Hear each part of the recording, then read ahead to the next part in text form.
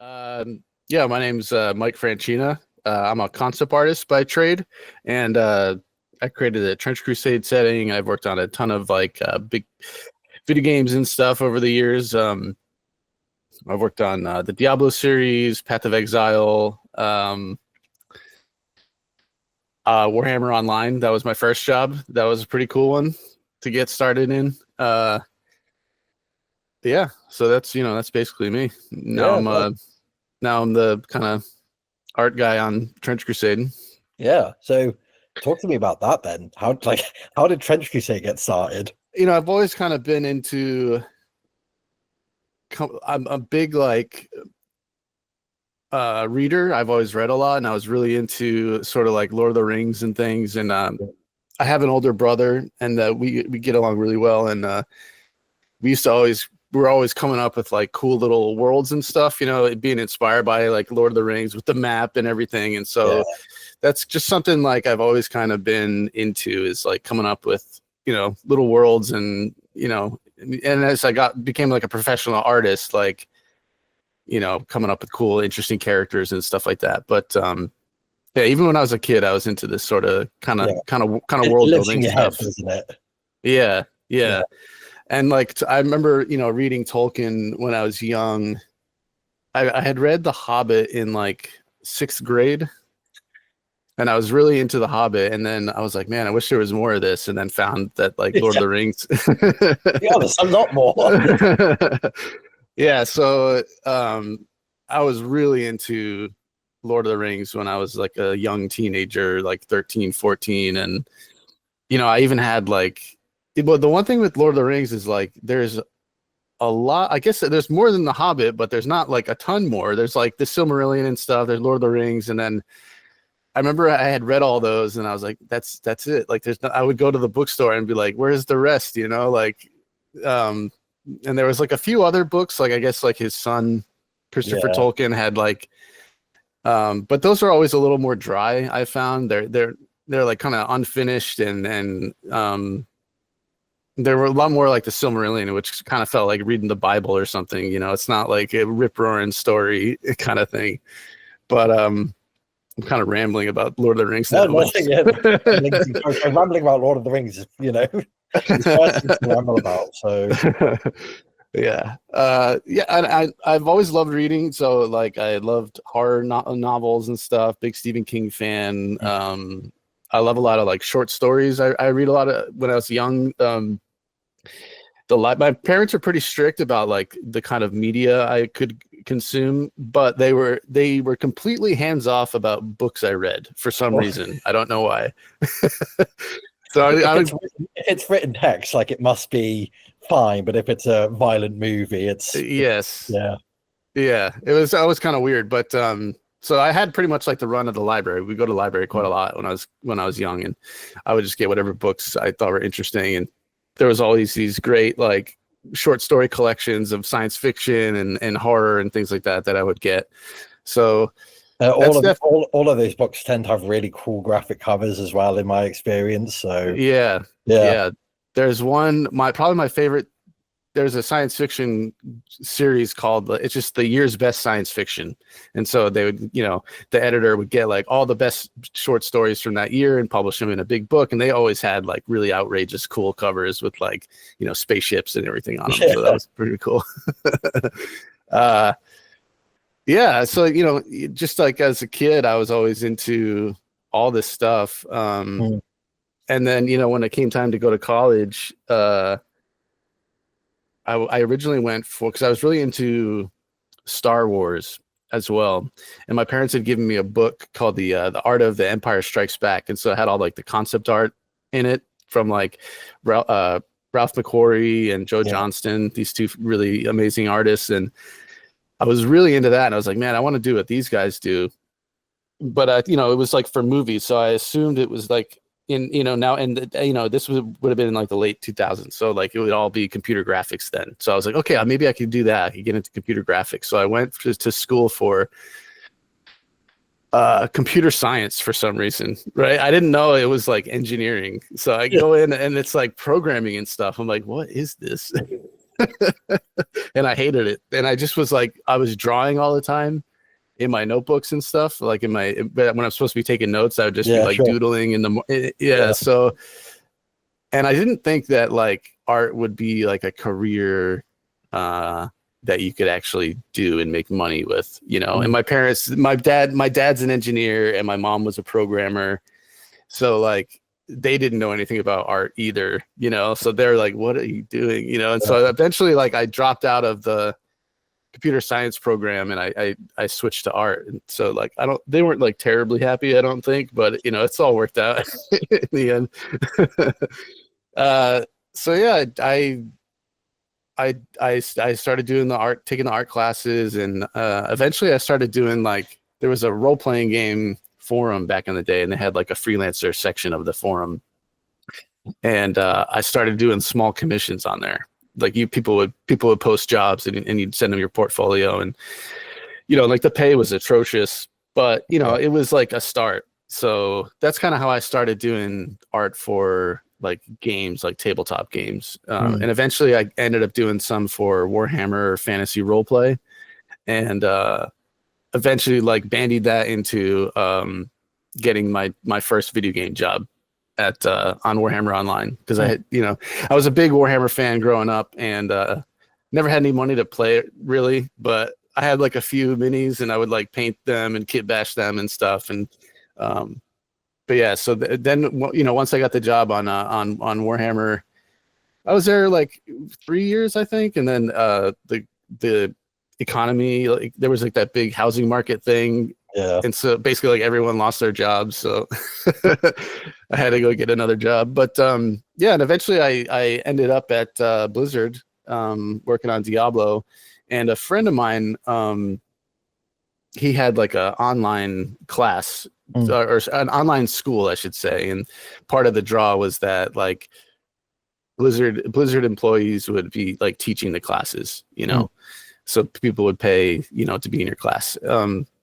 And to get approval to do it, you had to like provide like a design to the Blizzard people to make sure that like you're not using like a Blizzard character. It couldn't be confused for any of that. And so I was working on Diablo at the time, and I was a little disheartened that like it wasn't as kind of like dark as I had wanted it to be. So like I was like, okay, I'll just design this character that it could never be confused for her Blizzard character. It'll have like real world religion on it. It'll have like, you know, modern, not modern, but like the World War era kind of like guns and stuff that are relatively realistic. You know, which you look at a Blizzard game, like none of the, you know, the shoulder pads are like 40 feet tall and like so yeah, that was the Trench Pilgrim. That was the first character I designed for Trench Crusade. So yeah, that like I drew that character, and like for me to design characters, like you need to know like some like basics. You can always just draw like a cool character, but it's always better to have like a bit of a world that you can tie to it. And so like that's when I designed that character, and I had like a loose idea for like what Trench Crusade could be. And then over time, like I was like, wow, that was really cool. I really like drawing that character. I'll just keep doing it, you know? And so I just kept like adding little lore bits and like coming up with like the factions and stuff. And I just every day I'd come home from work and I'd just work a little bit on it, even if it was like 15 minutes, or I just sketched, or I just like would gather reference for like, you know, because like it's just like one of those things where it was just something fun to do to blow off steam after work, you know. And that's just kind of that's all it really was. And it felt good because, you know, if you go to work and like we had some people like you get all sorts of people that give feedback, especially on character designs, because it's like nobody. Exactly. Yeah. It's a big focal point. Like nobody really cares. Like if you design a bunch of props, right? Nobody cares like, you know, what the pots in the Diablo world look like, you know? So that's that was always kind of fun to work on those because nobody gave a crap, so you'd never get feedback. But everyone's got an opinion about characters, and everyone, like the directors, like you kind of have to just do whatever they tell you. So even if they're wrong, and people say art is subjective, but like it's true. But I would argue that like some opinions are more correct for character art and all that stuff. yeah, it's a fair comment, sure. So it was just kind of like a fun thing to do after work if you had like got some feedback you didn't agree with or what, and you could just go home and be like, well, they can't tell me what to do here. So and that's kind of where the whole world kind of started with for Trench Crusade, and I just kind of never stopped doing it, and then we kind of bandied it into this game that we're talking about. Let's talk about the game then. I mean, by this point then you've kind of established what Trench Crusade looks like visually a little bit, and Tuomas Pirinen gets involved and starts writing a game. Like how did all that happen? James, I think, knew him a little bit because of the 28 mag connections. So James had reached out to me like in 2021 maybe to see about making, because I had done an interview with 28 mag and he was like, hey, what if I sculpted some of the Trench Crusade characters and we did like a little Kickstarter. So we did that, and it was pretty good. And after that, we were like, wow, I guess like maybe we could make a game or something, but neither of us know anything about game design. Sure. So, and like I had like a bunch of the world like lore and stuff that I had written, but my style, I'm not like a professional writer or anything. So I would do like very small blurb, like lore blurbs, and which is fine for like for a little bit of like flavor for the art, but like in terms of like the depth of the world, like I wasn't really prepared to like come up with all like I'm just not a writer, so it takes me a long time to like even to write like a little flavor blurb. It takes me a long time to even just write like a sentence to get it just right, but anyway, so we did the Kickstarter, the first little Kickstarter, and we showed it to Tuomas, and like James had done at that point like, I don't know, 5 or 6 Kickstarters, and then we had all the artwork and everything and like some of the lore and everything that was kind of ready to go. So we had sort of like a proven track record, I think, and Tuomas, I think he liked the art and everything, and it was a little bit different. So yeah, he agreed to do the game, and so we just kind of worked for a couple years before the Kickstarter, and then we had hoped that maybe we could go full time if it did well, and we got really lucky that we were able to all kind of do that. And now, so yeah, there's a bunch of us now working full time on it. You've left Blizzard now, haven't you? Yeah, I had left Blizzard in 2018 to basically do freelance. Oh, okay, sure. And spend more time making the Trench Crusade stuff.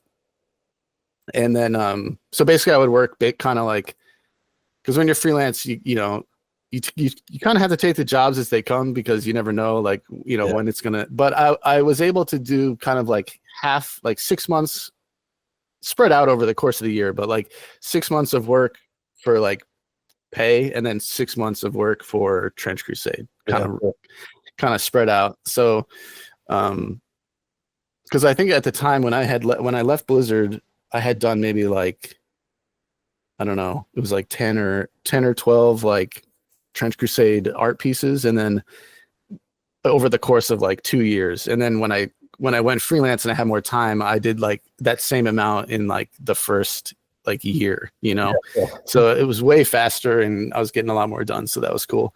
But yeah, I mean, working with James and Tuomas on the project has been awesome. Like obviously Tuomas is like an incredible game designer, and he's made these really great rules, and and we also see like really eye to eye on like like world building, and Yeah, sure. you know, he's a big history guy. And I like history, but I'm not like, he knows way more about it. He's probably read more. I find like a lot of nonfiction books kind of dry, you know, unless they're like really good. But yeah, working with Tuomas has been awesome, and you know, we've been working on making the world together and everything, and it's fun. We did talk a little bit about how like the art has developed since then. I mean, obviously, every so often nowadays we get just a wicked illustration that you've done that appears on the Facebook page, either posted by yourself or Thomas. I mean, like, talk about like the process, and I suppose of creating art for Trench Crusade. I mean, it always starts with like, there's like reference gathering is like a really crucial one, where you're just gathering like cool art or reference photos that are somehow like appeal to me for whatever reason. It might just be like a tank hatch. So like the what are the mechanized infantry. I saw a I think it's a T-55. So it's like a Soviet tank from like the 60s or something, or 50s, I don't know. And it had like these really cool bolts on it. And I was like, that's awesome. So, and I kind of based the mechanized infantry armor on that tank hatch, where like it was like just this one little piece of reference, but it inspired like the whole kind of character. And yeah, sure. There's something about it where it has these like really chunky bolts, and it felt like really industrial. And that's kind of one of the things I like about Trench Crusade, is that even though the setting itself is kind of out there, all the artwork and like the details in the artwork feel kind of believable. And so it's not like science fiction with like laser guns. And you know, I get real picky about like, in video games they always have these like hexagon shields. I don't know if you've ever seen those. There's like and that kind of like generic kind of sci-fi design I don't like. So you know, it's my time to indulge all my, you know, weird pet peeves and stuff. But after the reference gathering, and this process is like real fluid, like it's happening all the time. But after the reference, I'll start like sketching in my sketchbook. So I'll just like watch movies and stuff, and then I'll sketch all ideas until I get something I'm happy with. So that might take, it depends, you know, like sometimes it goes pretty quick and you get like the design that you're hoping to get. But some stuff, like I'm trying to remember, the anchorite, the shrine anchorite, took a long time to get correct. So that was like lots of designs, but because it's just in the sketchbook, like they don't take too long. You're watching movies, like it's just to get the idea down on paper. Yeah. And my sketches are like really, they're not very like, there's some guys who do like sketches, like, you know, you had Paul Dainton on, and his like sketches are like amazing. You know, he goes to like figure drawing class all the time, and it's like yeah.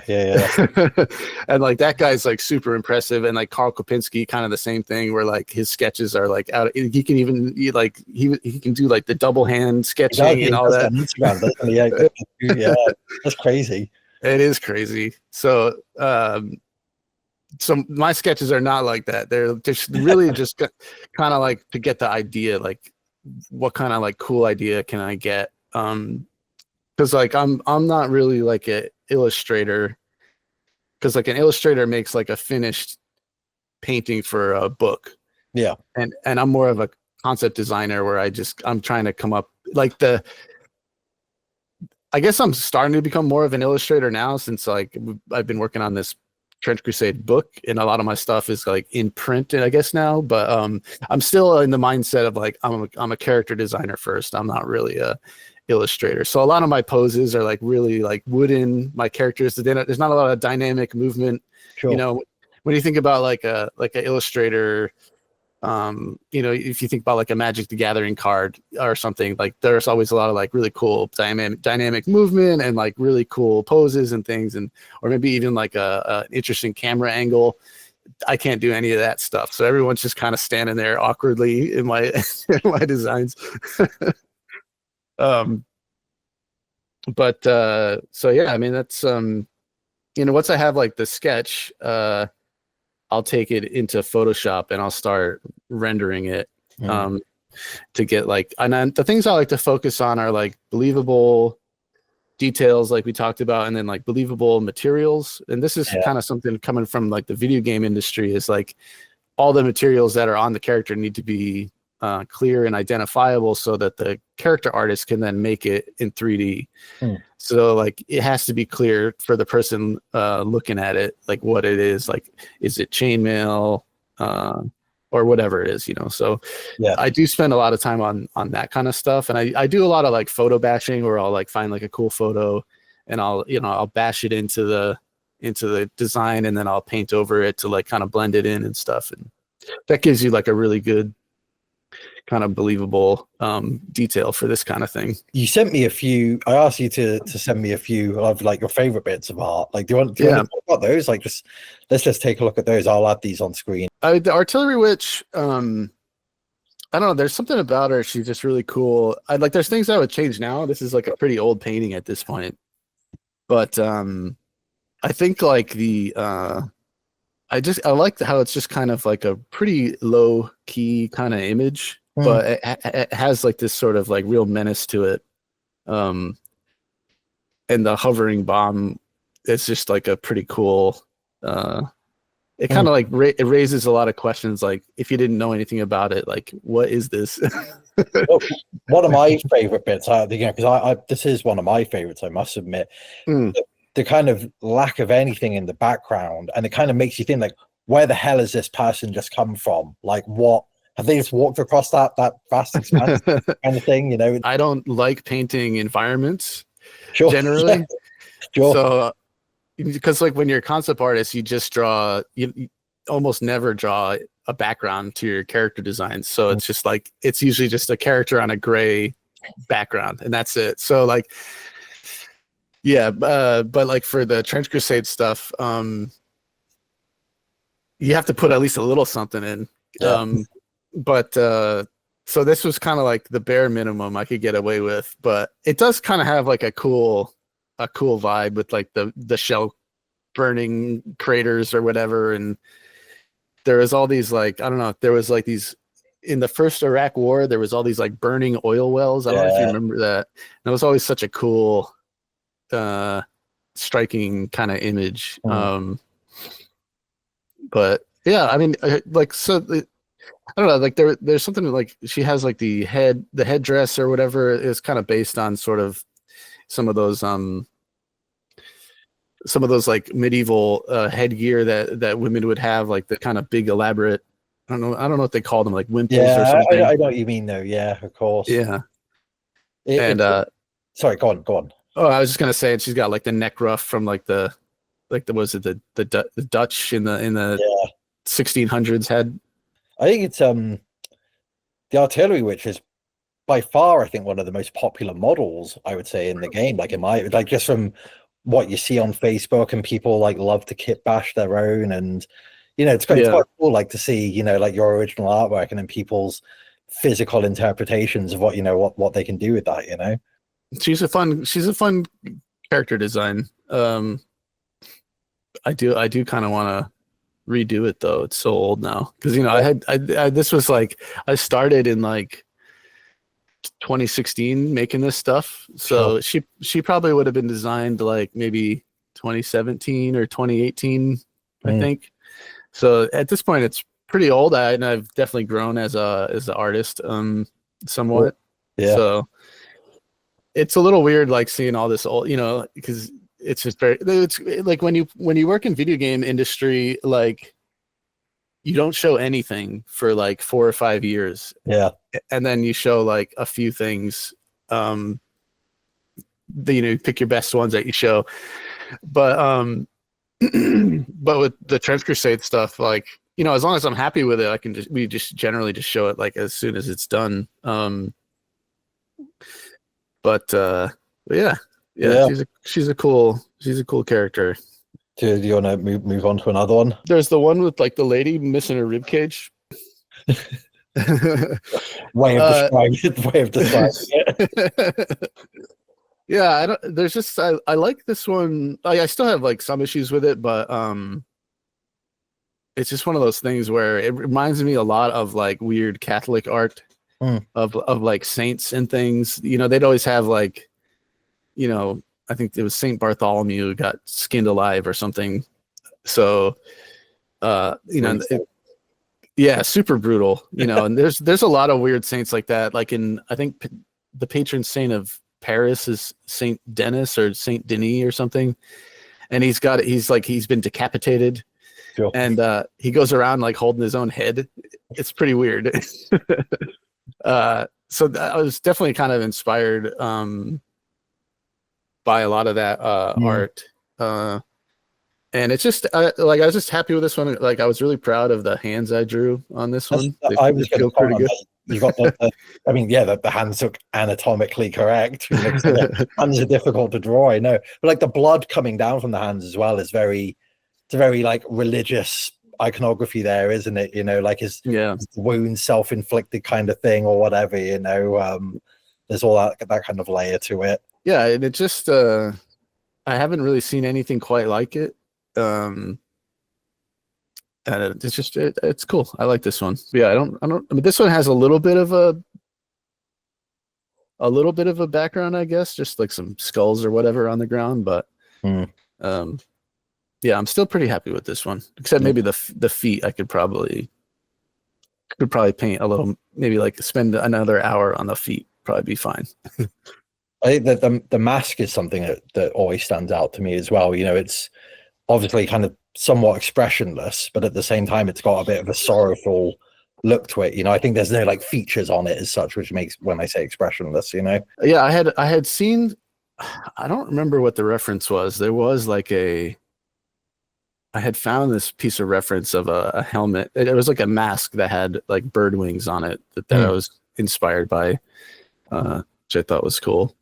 And there's also like the seraphim in the art. They always had like six wings or something like that. So it's kind of based on some of that imagery from like religious art. This one's called the previous one was called the Butchered Saint, and then the jellyfish head is called the Sister of the Transcendent Chrysalid. Cool. So therefore this faction called the Temple of the Metamorphosis, and their idea is like they've encountered some strange doorway in hell, and they've like made contact with beings from the other side. And we haven't really talked about what any of that is really, but this one was like the idea that they're like these nuns that look over these like weird bug god things. But this one I think is just really interesting. Like the jellyfish head is is pretty cool, and I was really inspired by a Polish artist named Beksinski. Yeah, I love. I think most people know the name. Yeah, if you don't, go check out his stuff. I mean, so yeah, definitely inspired by him. And there's another guy named Wayne Barlow, who is he's a concept artist for like movies and stuff. And he's also, I think, heavily inspired by Beksinski to some degree. So yeah, I just like this one. It's like weird, and like the jellyfish head is kind of unexpected, and you can kind of see like the remnants of a little kind of like skull in there. Yeah.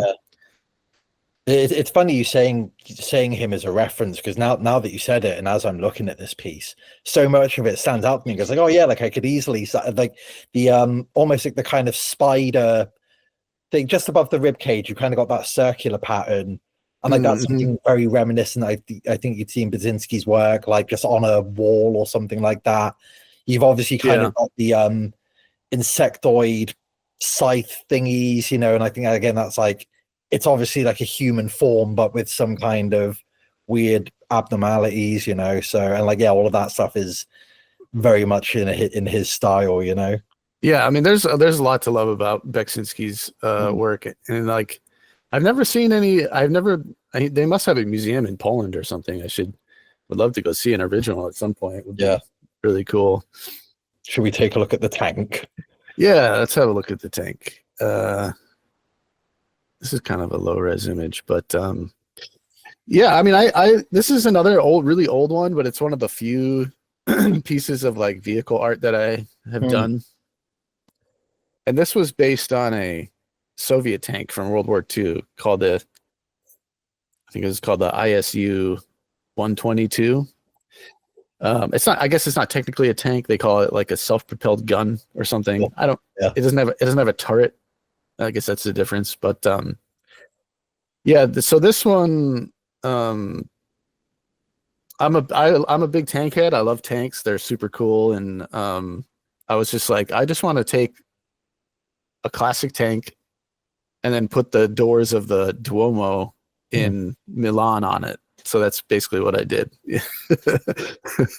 And I liked the idea that they're like burning heretics on the back of the tank. Yeah, like it's obviously got all the, I mean, like you've just mentioned the doors. Obviously, I mean, the more obvious things, you got like the candles and yeah, like the heretics. It's almost like a mobile shrine, isn't it, to some degree? Yeah. And like Warhammer does this sort of thing a lot with like the candles and stuff. So but it always looks cool. I saw,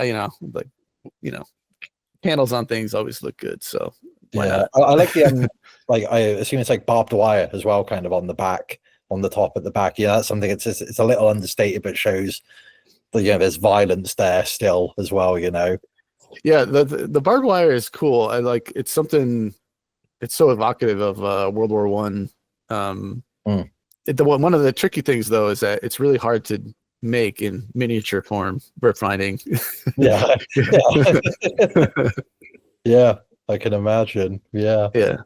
But this was also a bit inspired. I don't know if you've ever read the manga Berserk, but there's a part where these like religious fanatics show up and they have this big cart with like with the wheels on them, like the braking wheels. So I was inspired by that too. So I kind of stole that from there, but it's really good. I mean, it's obviously really dark and violent and everything. Should we talk a little bit about then the future of Trench Crusade? I suppose like you've had the Kickstarter now, which has obviously been like a massive success, and the rule book is on its way. People are starting to receive their printed models and things like that. I suppose what are your like hopes and dreams for Trench Crusade moving forward? Well, I mean, from like a very basic level for me, would be like I just want to keep drawing this stuff for as long as I can. Sure.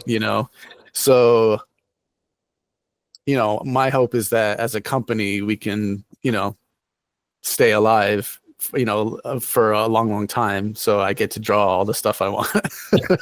That's like the most basic kind of like selfish answer, I guess you could say. But there's a lot of factions that more factions that I would love to design. That's the kind of stuff that I really like doing, is like the more blue sky creative stuff where you're coming up with new ideas and things like that. So that's the kind of stuff that I'm really looking forward to, is new factions,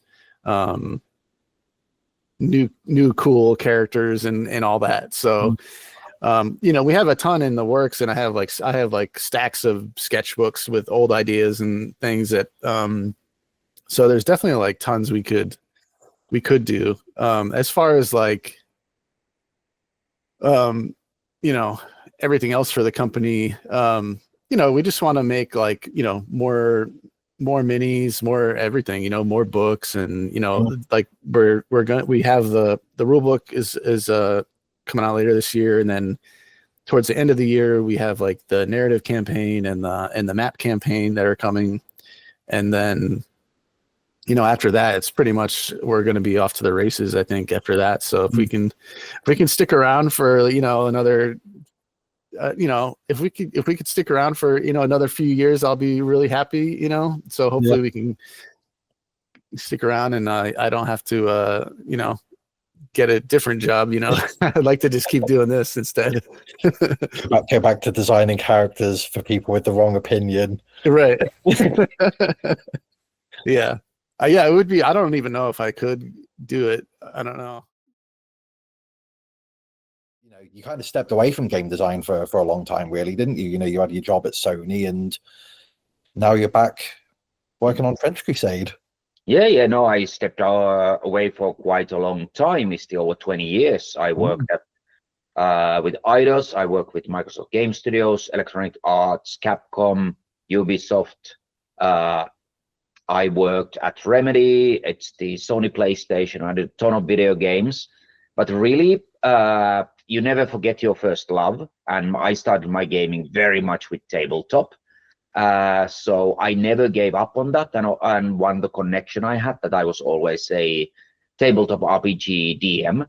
So I always played tabletop games. It just lots of things were offered to me, but the nothing that made me feel like, yeah, I really want to do that, until Trench Crusade came along. I mean, this was a pure passion project. I mean, both me and Mike were pretty sure that there is no way for this to have any financial viability, but we were both totally okay with it, because that was not the point of making Trench Crusade. It was to get to exercise some pure creativity and have some fun, I suppose, as well. Absolutely. Yeah, sure. So when Trench Crusade kind of got a bit more serious, then like, talk to me about that. You know, what happened there, I suppose.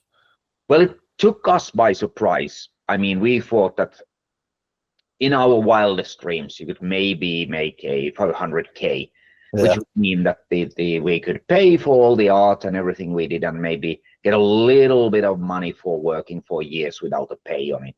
Because both of us did a full day in our day jobs at PlayStation and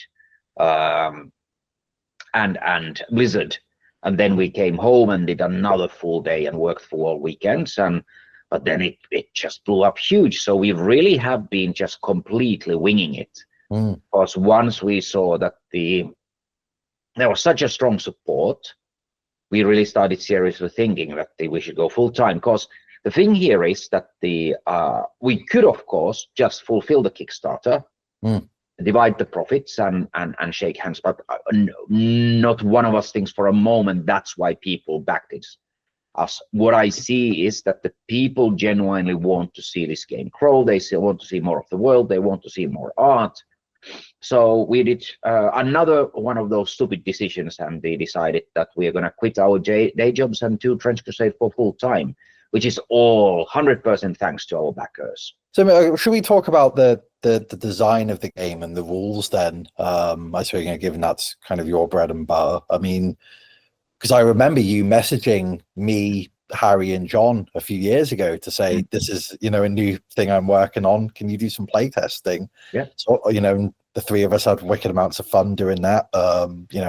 John, John loves playing the game, which is high praise to hear, I'm sure, I mean, my idea was that you look at the design of the games. There are lots of great tabletop games coming out, and the 3D printing has allowed other people to try miniature wargaming.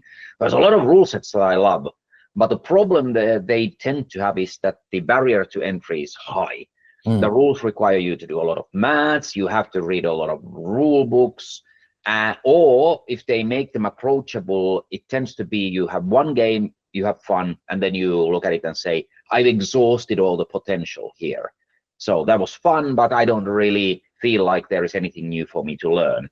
What I tried to do with Trench Crusade is to get the barrier of entry really low down. So minimal amount of maths. I use dice pools for everything instead of you having to calculate anything except armor. So you have to be able to count to 3. So it's just that the getting dice together, trying to hit a 7 is with the 2 highest is the 2 lowest.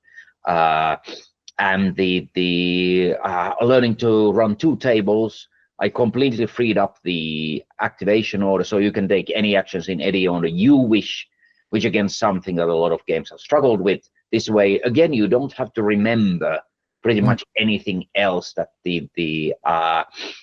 that you can't both move and charge. You still have to pick one, and then the additional move is dash. But that the people have found that they want to come back to the game, and they find new tactics and they find new ways to play it. And that really was the sort of my holy grail I was aiming for. Very difficult to do. Like anybody can say write rules that are easy to learn but difficult to master. That's something very easy to say, but not that easy to write. Can you talk about how I suppose the scope of the rules have changed, like over the last few years? Obviously, you've now had quite a significant kind of playtesting period, and the Kickstarter. You've had the kind of online rules releases. Like, how has your approach changed, I suppose, and like what are some things that have stood out to you?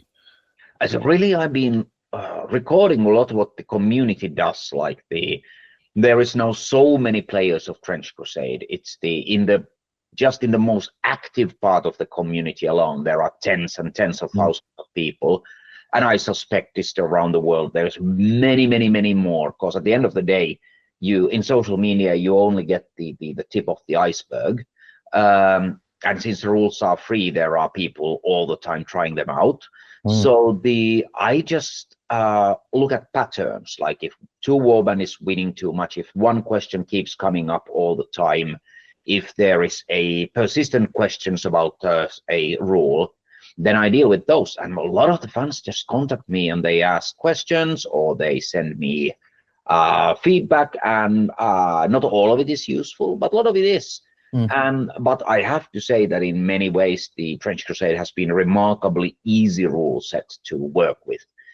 I think partly because the core mechanics there are so few that you can't cram too many mistakes into two tables. And I think the game engine is quite robust. But the complexity and the depth of and where the most question comes from are the warband lists. But then people are more than willing to sink effort into it, because that's their baby. That's the warband they are building. So they get the grit and the finesse out of the warband lists, while the core game is just this as powerful engine as I could fit in under the hood.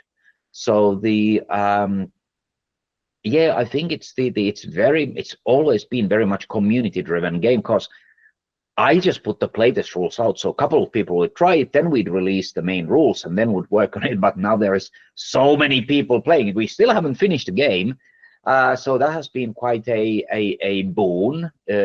Obviously puts a lot of pressure onto the designer, because the people are now so passionate about the game. But by and large, the community gets that we are not trying to make chess. This is very much a creative, narrative-driven game first. Game balance is important, but not to a degree where if I have to drain all the fun away from the game for the sake of having perfect 50-50 win-loss record for every warband, I would never do that. Yeah, of course. You've mentioned like community-driven aspects, and just like just knowing you personally, you've always been a fan of kind of community created content, and like warbands are something, for example, where you've certainly created some, now what are considered official warbands based off of feedback, or even just the one that springs to my mind is Harry with the trench ghosts. Yeah. Those were just some models he created, and you liked them and put them in the rule book. Yeah.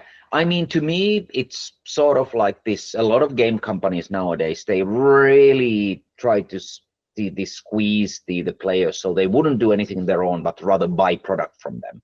I understand that from the business point of view, but we have a company of 5 people, so we can never create the amount of painted models. It's the terrain, it's the customized PCs, it's the kit bashing, fan works, it's the videos, painting tutorials. I mean, us as a company, we generate like far less than 1% of all the Trench Crusade content out there, because the fandom's so passionate, and to us that's huge strength, because all these people running these events, like Adepticon was amazing, is that we've never asked anybody to do this. If they tell us they're doing it, we try to support them, but it's very much a grassroots game. And to us, it means that we can match an output of quite a large company simply because we allow fans to do fan works rather than trying to push them away. So to us, it's meant I think the 90% of the success comes from the all the amazing stuff the community does, and only the sort of the 10%, the sort of the core game and miniatures and warbands and art that we do is sort of acts as how would I say, as the instigator, which then inspires because we want people to be creative. I think part of the success as well is the visual aesthetic of Trench Crusade. I mean, obviously, I mean, the term grimdark is thrown around, but also, I mean, your work on Mordheim, I think it's got a very similar, people approach it in a very similar way, I suppose. You know, they kind of, you make that connection. I remember when I interviewed you and John a couple of years ago, we did the Mordheim video, and you made a comment about if someone on the design team tried to fit a clown into Mordheim. Obviously, it wouldn't work, but for the most part, you're happy to kind of just let the community run with their ideas. I mean, I think that we've established enough of the art with the art style, the writing style, the rules and the game style that the people who get it, and there are a lot of them, they get it, and it's quite easy for them to slide in. And there are strong touchstones. The World War I aesthetic, which is very underused, so I'm happy to see there has been more and more games on the taking inspiration from that the period into their games, and then the Crusades and the armor of the knights. It's sort of this it's powerful, but we have so many touchstones in our culture. There are movies, books, other games, which uses some parts of the vibe of the Trench Crusade that people find it quite easy to get into the flow. If it would be like space clowns in the 7th alternate dimensions on a planet Zog, there is a lot of stuff that you would have to learn from the beginning. So it's, again, we are putting those barriers of entry. While again, the lore is at the same time, we've seen, it's a very enticing to the people because it uses real world names, location, countries, weapons, armor, while still offering something new that they haven't seen before. And of course, it's the Mike's art. He's so good. It's been a huge boon. I've got a call with Mike later this afternoon, so yeah. People see his art, they at least will take a glance and maybe read a paragraph. And if they like it, then we got them hooked, and then they are interested to learn more. Could you talk a little bit about how the lore of Trench Crusade has developed then over the last few years? Because I'm sure when you guys kind of first started getting serious about it, the worldview might have been pretty narrow. And obviously nowadays, I mean, you recently released the map. You know, talk to me about how that's developed. Oh, so Mike had created because he's an artist. He does visual first creation. He does write lore, but in a different way than I do, which is not surprising. We are not the same person. While my job's always been a world building from a point of view that I can build nation, domains, powers, is the people of the world that they would create these warbands. So we'd have a framework where to put the warbands that would go together. So I started with a timeline. So this is the very first thing lore-wise that I wrote when Mike asked me could I do the game with him. And I used that as my reference point to everything else I did. All the ideas that were already existed at that point were there, plus a bunch of new ones. And then that allowed us to make quite a rapid progress, because once we had the nations like the Iron Sultanate, we could think about what would their armies, their warbands look like. Because if it's just something that's just a few pictures and maybe some ideas, rather than a physical location in the world with capital and the people that are there, why they are there, is you can start thinking, okay, how would they fight? What's their culture like? It's what kind of weapon would they have? Do they trade with others? Do they have their own technology? So I tend to start with the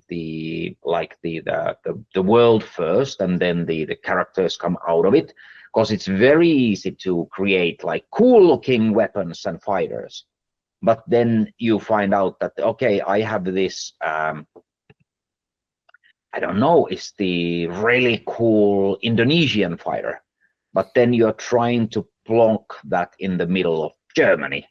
You have to come up with a, I mean, that could be a very interesting story, but you do have to come up with a very, very large story to explain how that would happen. And you can't do that with every unit.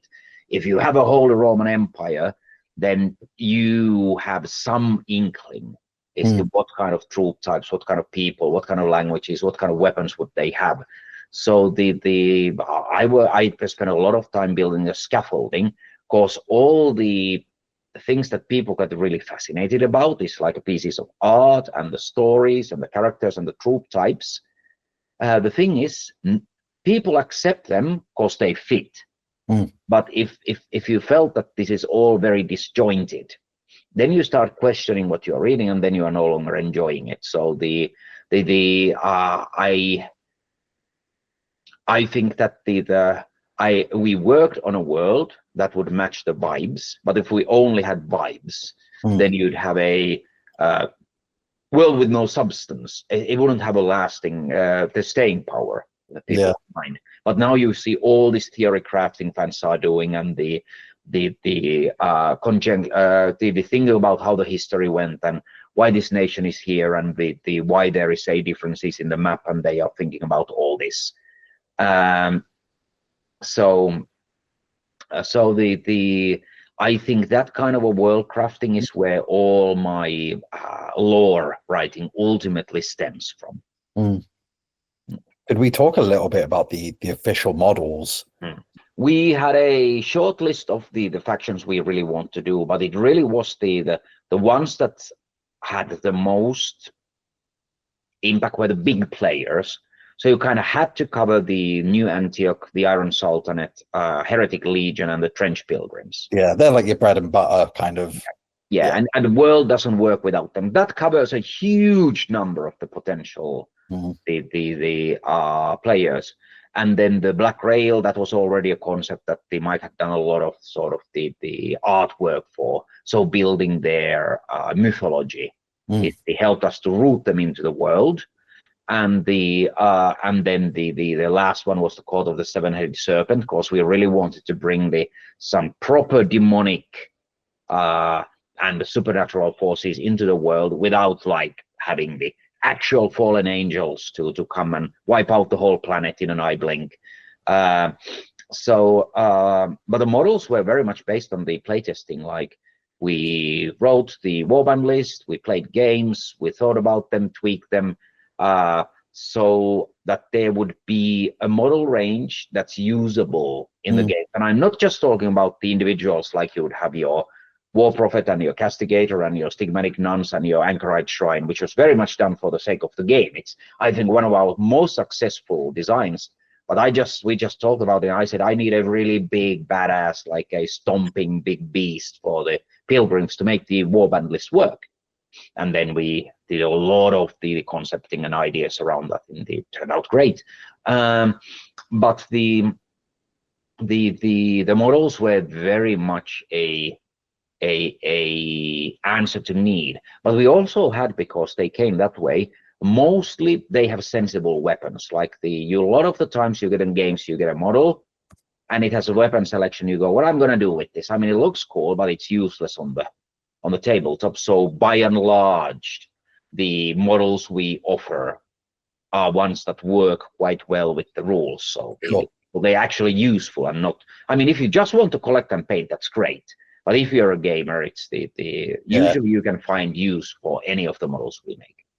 Yeah.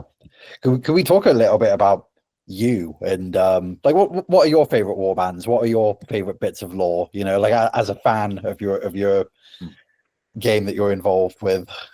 I mean, it's really tough. You have to get really enthusiastic about anything you are working on. So when you're working on Pilgrims, you're really into the Pilgrim lore. And when you're working on New Antioch, you really get the going with it. But New Antioch is simply because I was a young recruit soldier once. There's a lot of, like, my heart goes out to the simple yeoman and his bolt action rifle and having a bloody werewolf charge you. So very fond of the New Antioch lore wise, and it has I have more to work there because I can use any European nation is as a inspiration, because everybody comes to New Antioch to the fight hell. And I do really like working on Iron Sultanate because it's something new and fresh. And I've had chance to do a really fascinating research, and I think it's a criminally underused in fiction. I mean, the only thing you tend to get from Middle East is just some horrible Disney slop, which nobody can get excited about because it's so neutered and witless. It's because the great Middle Eastern cultures, they had a just as rich tradition of warriors and knighthood. It's and mystical tales that we do. We only get the surface level. So if you're willing to put in work, there is tons of really extraordinary and exciting the lore is for you to discover and the use as inspiration. And then I do love my demons. It's been really fun to do the Cult of the Seven-Headed Serpent and the background story of the great demon lords. It's all the crazy stuff from the grimoires of the past that the people wrote is just some wild stuff. We thought, what's the future then for Trench Crusade? I mean, at the time we're filming this, like the rule book is well on its way. The Kickstarter has been very successful. You know, what are your hopes and visions for the game moving forward? I hope that we can we want to build the world more. We want to offer more choices to the players. We have a big plans on the miniatures side. There is a ton of stuff. We obviously don't want to release any new miniatures while the people are still waiting for the last of the backers are waiting for their models. That would be, I mean, I would never do that. But of course, we've been busy meanwhile. So we have some big reveals coming later this year. It's as the people get their Kickstarter miniatures. I'm really hoping that we can offer whatever kind of player you are. If you are into 3D printing or digital kit bashing, or you are into the physical models, you are a collector or a player, you like building terrain yourself, or you want somebody to provide it. We want to offer a game that they basically, whatever way you want to play it and they take part in the hobby, that you can do it. Again, I see a lot of companies sort of trying to make this walled garden that's only for very wealthy, and I don't want to do that. I was a poor kid once, so I want a game that if you have disposable income, we offer you anything you want. If you have a bit tighter budget, you can just as easily take part in the game. That's partly why the game is miniature agnostic. So, but we're definitely going to expand the world. We are going to cover more of the world of Trench Crusade in lore. We have plans for the novels, short stories. We want to do more story videos.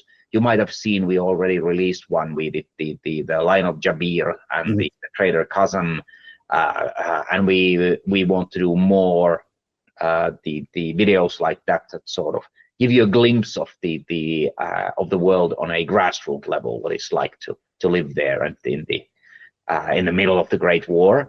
And we want to collaborate with more independent creators. There's a lot more of that coming in. And we want to highlight creative talent of people, cosplayers, terrain builders, miniature painters, the converters, fiction writers. Really have a game and game world where there is a lot of room for people to be creative and enjoy a bit of escapism. It's and feel that that's welcome and appreciated.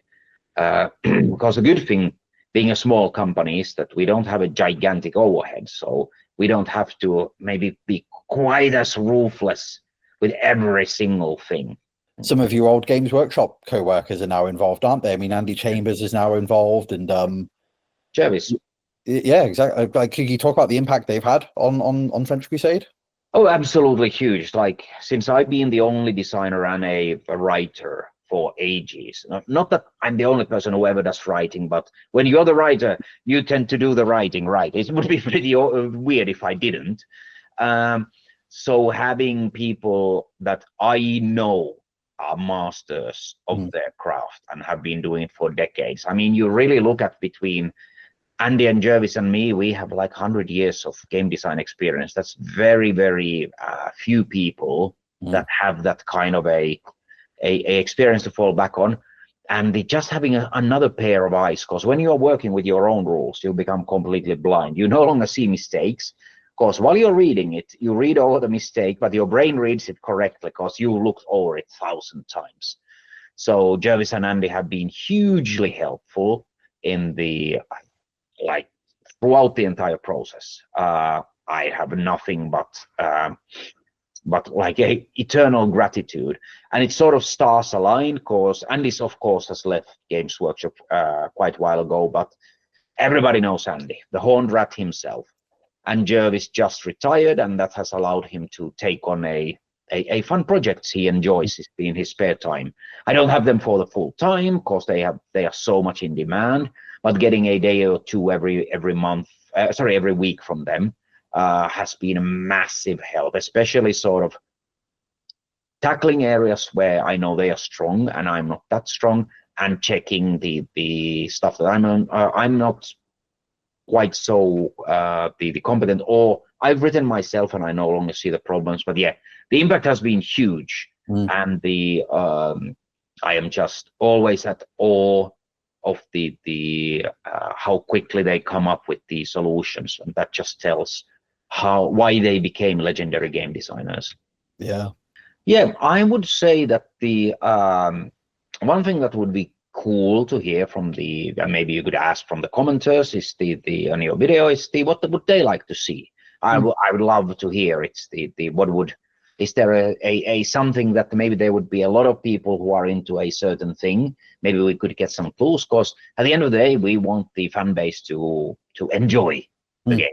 So maybe there is some part of the game world or the rules or the aspect that we are not covering that everybody really would like to see. So we could ask the people in the comments below. Tell us what you'd like to see. Yeah, leave a comment, guys, and Tuomas will take a look. Yeah. Excellent. Yeah, that's awesome. Thank you very much, and I'm looking forward to the video.